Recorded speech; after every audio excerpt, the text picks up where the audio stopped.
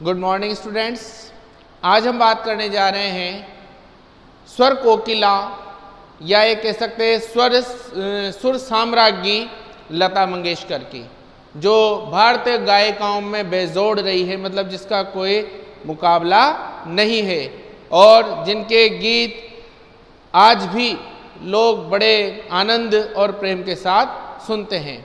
एक महान व्यक्तित्व में क्या क्या गुण होते हैं और किस कारण वह एक उच्च स्थान को प्राप्त करता है, उसी बात को हम इस अध्याय में अध्ययन करेंगे, जो कुमार गंधर्व के द्वारा लिखा गया है, भारतीय गायिकाओं में बेजोड़। तो शुरू करते हैं लेसन। बरसों पहले की बात है, मैं बीमार था। उस बीमारी में एक दिन मैंने सहज ही रेडियो लगाया और अचानक एक अद्वितीय स्वर मेरे कानों में पड़ा। स्वर सुनते ही मैंने अनुभव किया कि यह स्वर कुछ विशेष है, रोज का नहीं। यह स्वर सीधे मेरे कलेजे से जा भिड़ा। मैं तो हैरान हो गया, मुझे समझ में नहीं आ रहा था कि यह स्वर किसका है। मैं तन्मयता से सुनता ही रहा। तन्मयता का मतलब पूरे मन से उसको सुनता ही रहा।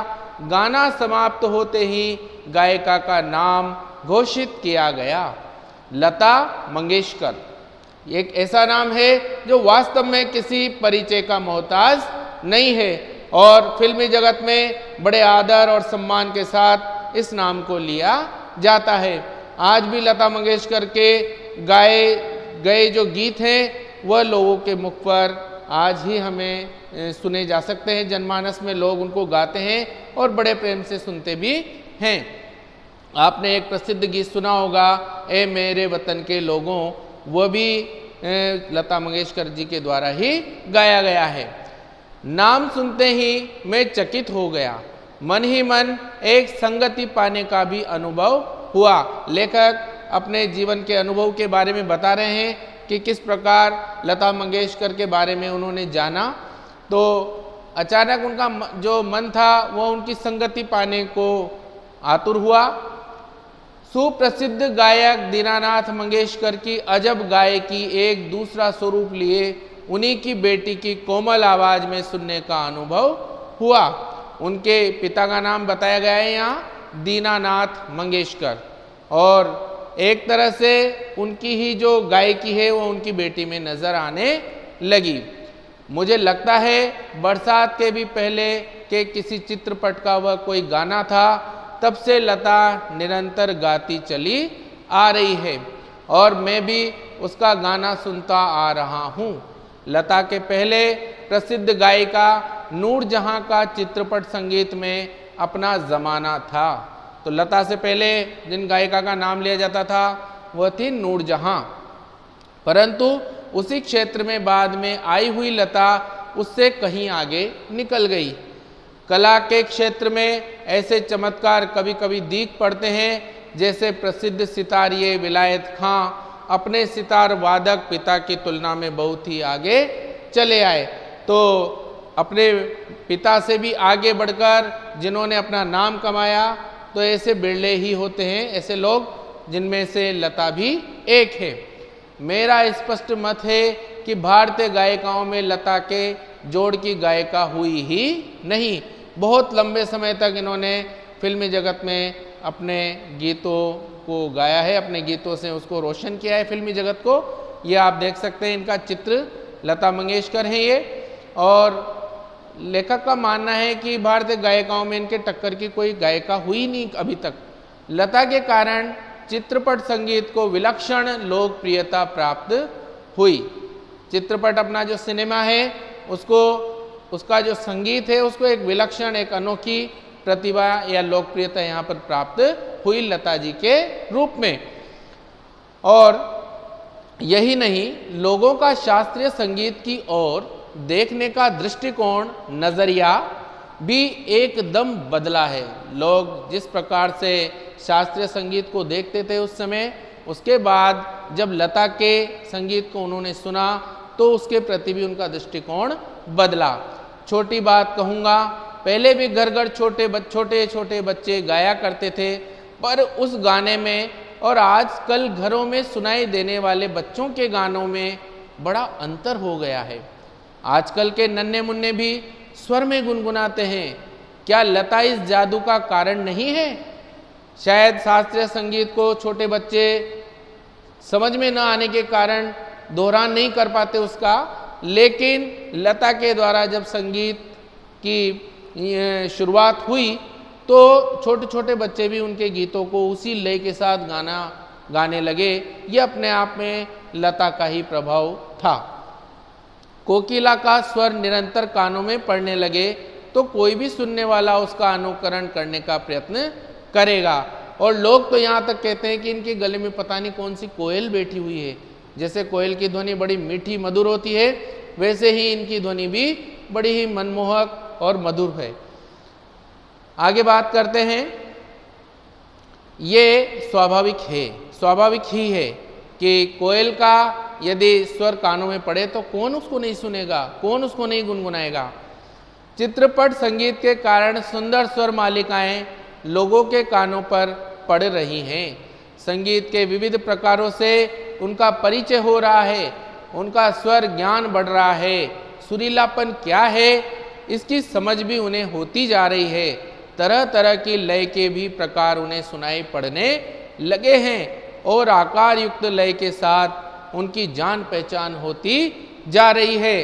साधारण प्रकार के लोगों को भी उसकी सूक्ष्मता समझ में आने लगी है। इन सबका श्रेय लता को ही है।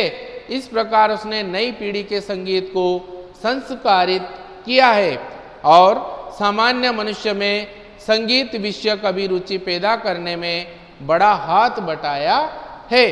संगीत की लोकप्रियता, उसका प्रसार मतलब फैलाव और अभिरुचि के विकास का श्रेय लता को ही देना पड़ेगा। तो जन जन तक, घरों घरों में एक मधुर संगीत पहुंचाने का काम, एक रुचिकर संगीत पहुंचाने का काम लता मंगेशकर जी के द्वारा ही किया गया है, जिन्होंने शास्त्रीय संगीत के मकड़ जाल से हटाकर संगीत को एक नई विधा प्रदान की और जिसको लोग सुनना पसंद करते हैं, छोटे छोटे बच्चे भी उसको गुनगुनाना पसंद करते हैं। आगे बात करते हैं। सामान्य श्रोता को अगर आज लता की ध्वनि मुद्रिका और शास्त्रीय गायकी की ध्वनि मुद्रिका सुनाई जाए तो वह लता की ध्वनि मुद्रिका ही पसंद करेगा। गाना कौन से राग में गाया गया और ताल कौन सा था, यह शास्त्रीय ब्यौरा इस आदमी को सहसा मालूम नहीं रहता। शास्त्रीय संगीत के बारे में इतनी गहराई से लोग नहीं जानते। कुछ ही कलाकार लोग ही इसके विषय में ज़्यादा जानते हैं और उसमें बड़े गहन अध्ययन की आवश्यकता भी होती है। तो उसको शायद लोग पहचान नहीं पाते कि कौन सा राग उसमें गाया गया है, कौन सा ताल था। यह शास्त्रीय ब्यौरा इस आदमी को सहसा मालूम नहीं रहता। उसे इससे कोई मतलब नहीं कि राग मालकोस था और ताल त्रिताल, ये इसके प्रकार है। राग का एक प्रकार है और ये ताल का एक प्रकार है त्रिताल। उसे तो चाहिए वह मिठास जो उसे मस्त कर दे, जिसका वह अनुभव कर सके। और यह स्वाभाविक ही है, क्योंकि जिस प्रकार मनुष्य हो तो वह मनुष्य है, वैसे ही गानपन हो तो वह संगीत है। जिस प्रकार मनुष्यता हो, मनुष्यता का भाव हो, तभी वह मनुष्य कहा जाएगा। ठीक उसी प्रकार वैसे ही गानपन हो तो वह संगीत कहलाएगा। यदि उसे गाने का भाव मन में आ जाए तो ही वह संगीत है। जिस प्रकार से मनुष्यता का भाव होने पर ही मनुष्य कहलाता है, ठीक उसी प्रकार से गानपन होने पर ही संगीत कहलाता है। और लता का कोई भी गाना लीजिए तो उसमें 100% यह गानपन मौजूद मिलेगा। लता की लोकप्रियता का मुख्य मर्म का मतलब होता है भेद या रहस्य, यह गानपन ही है। लता के गाने की एक और विशेषता है उसके स्वरों की निर्मलता। उसके पहले की पार्श्व मतलब जो पीछे की पहले की गायिका नूरजहां भी एक अच्छी गायिका थी, इसमें संदेह नहीं। तथापि उसके गाने में एक मादक उत्तान दिखता था, एक नशा दिखाई देता था, नशे की लहर दिखाई देती थी।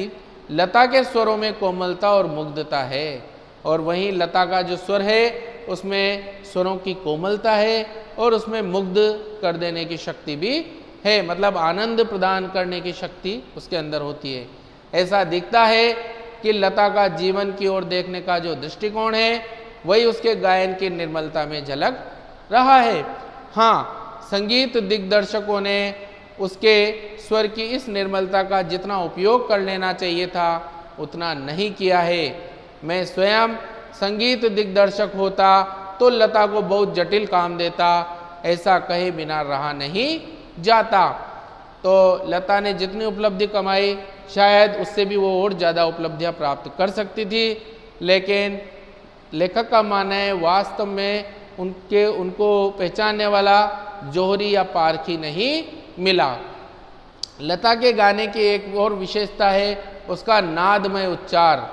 नादमय बड़े जो लंबी तेज ध्वनि में अंत तक जो स्वर खींचा जाता है तो नादमय उच्चार उसको बोलते हैं।